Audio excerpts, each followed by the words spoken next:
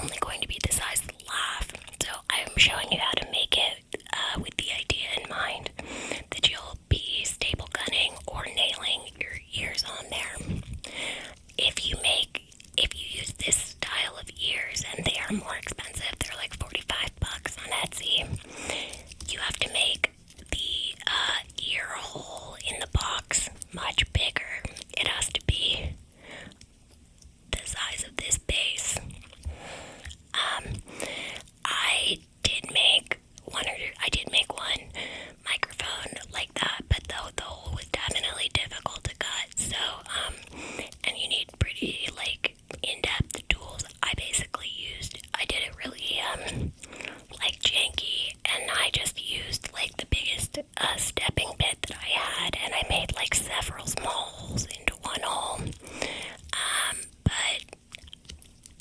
Yeah, but the nice thing about that is if you make that big hole, then on the inside of the box, this goes right over the base, and it holds itself in place like that, which is awesome. But, I digress. Today, we're going to be working with the other pairs of ears that I just showed you. And so, the last thing that you're gonna need is a pair of flesh cutters. Flesh cutters, these are my pair is broken. There is usually a spring right there. That's sort of like, they're like a pair of pliers, but they're ultra sharp, and that's gonna be used for cutting through the ear hole on these silicone ears, okay?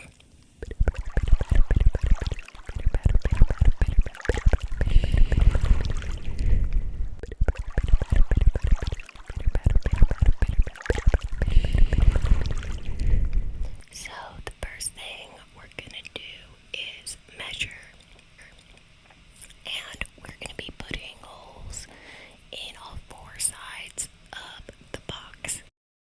The best way that I've found to center these holes, because you do want them on the center of their panel, is to pick a side to begin with, measure the center, getting the ruler at as much of a right angle as possible, and then we're going to find the center the other way. If you measure perfectly, the center should basically find itself.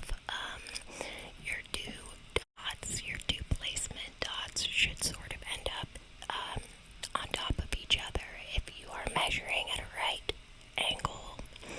So on the top and the bottom of the box is going to be 1/4-inch holes. So these are going to be the holes that you make with your 13/64 drill bit.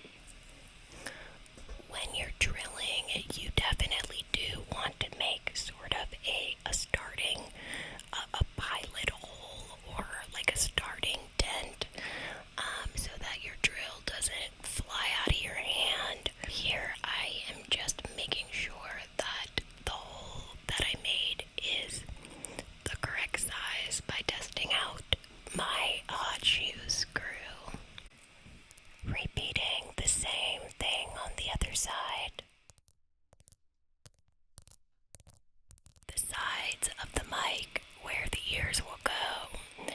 This is where you are going to be using your cone-shaped stepping bit. As you can see here, I have a lav mic for sizing the hole, and I'm just kind of going to be eyeballing it as I drill. And you do want to err on the smaller side as you're making these holes. And you're going to be checking it consistently with the size of your lav mic.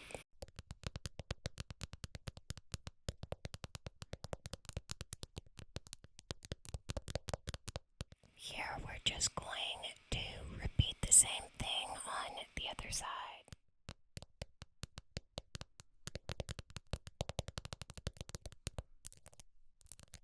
Here again, I am checking for sizing with one of my old lav mics that I cut the cord off so that I could use it as a sizing tool for future binaural mics. But you will just use your lavalier mic to check the size once you've made your hole with the stepping bit. You are going to need to make an additional hole in the back of the box, kind of regardless of what kind of box you use.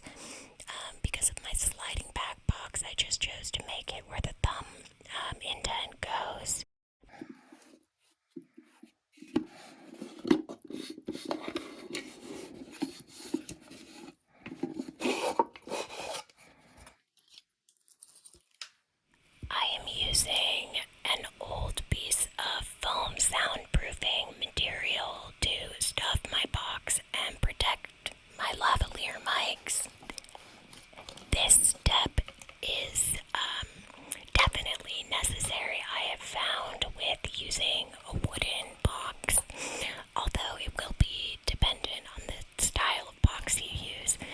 So as I start to put this together, I want to note that there are many ways to do this part. This part is just, putting everything in the box, securing the ears, etc. You'll see me do it a little bit roundabout. It might make more sense to you to secure the ears first before putting the microphones in the box, but I've just done this many times, and for me, it is much easier to visualize the ears like perfectly anchored and centered once I put the mic inside of them and placed them that way.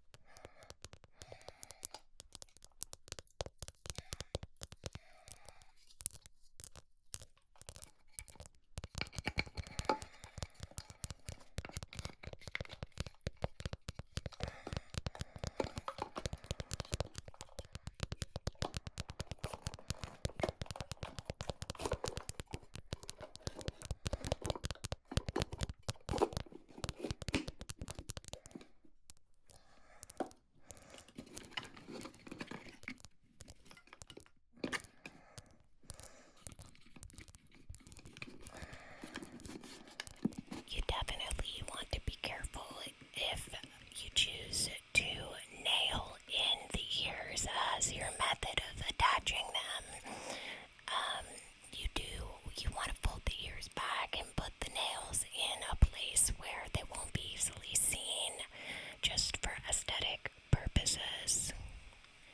You definitely want to make sure when you're using your mic, when you're finished with it, that you power down the lavalier mics when you're done with them.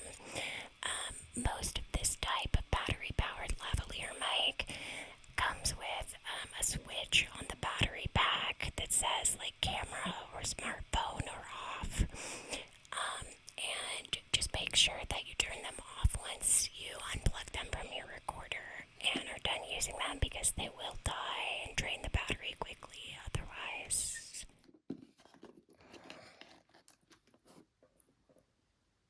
Next, we're gonna use the double-ended male threaded 1/4-inch screw on top. This is going to be where we screw on our recorder. In my case, it will be my Zoom H1N. I usually put the Hosa cord back on them before I put them through the hole, just because it keeps them all together and even. We're gonna put the back on, and here you can see why you need that hole in the back of your box for the lav mic cords.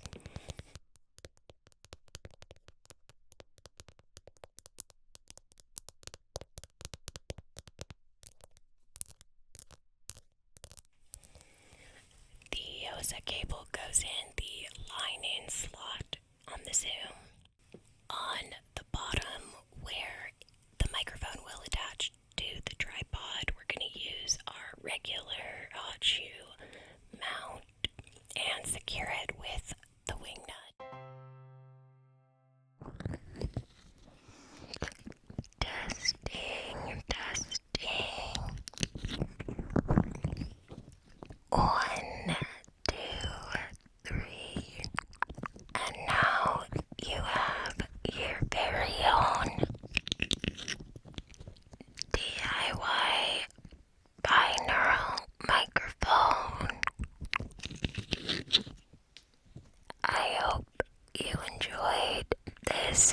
ASMR DIY by